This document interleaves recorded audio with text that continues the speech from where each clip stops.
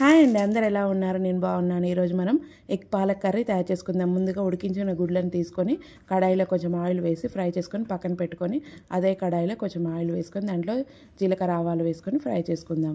ఇప్పుడు ముందుగా మనం కట్ చేసుకున్న ఆనియన్స్ పచ్చిమిర్చి వేసుకొని ఫ్రై చేసుకుందాం. కొన్ని ఆనియన్స్ని పేస్ట్ కూడా చేసుకున్నాను గ్రేవీ కోసం. అదేవిధంగా ఇలా ఫ్రై అయిన తర్వాత 1 టేబుల్ స్పూన్ అల్లం వెల్లుల్లి పేస్ట్ వేసి అంతా ఫ్రై చేసుకోవాలి. ఇలా ఫ్రై అయిన దాంట్లో మనము ఇప్పుడు ఆనియన్ పేస్ట్ను కూడా యాడ్ చేసుకోవాలి. అదేవిధంగా పాలకూర, కొత్తిమీర, పచ్చిమిర్చి, పుదీనా వేసి మిక్సీ చేసి పట్టుకున్నాను. కొంచెం సాల్ట్ కూడా యాడ్ చేసి.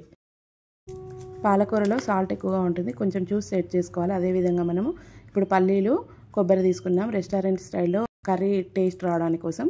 ఇప్పుడు ఈ పేస్ట్ని మనము పాలకూరలో యాడ్ చేసి కొంచెం బిర్యానీ ఆకు కూడా వేసుకొని మొత్తం మిక్స్ చేసుకున్న తర్వాత మనం ఉడికించుకున్న గుడ్లను వేసుకొని అంతా ఒకసారి మిక్స్ చేసుకొని ఇప్పుడు మనం ధనియా, జీలకర్ర, గరం మసాలా పొడిని యాడ్ చేసుకోవాలి.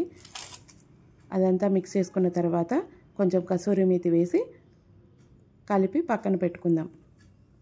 అంతే, మన ఎగ్ పాలక్ కర్రీ రెడీ అయిపోయింది. Thank you for watching. Please subscribe Durga thoughts.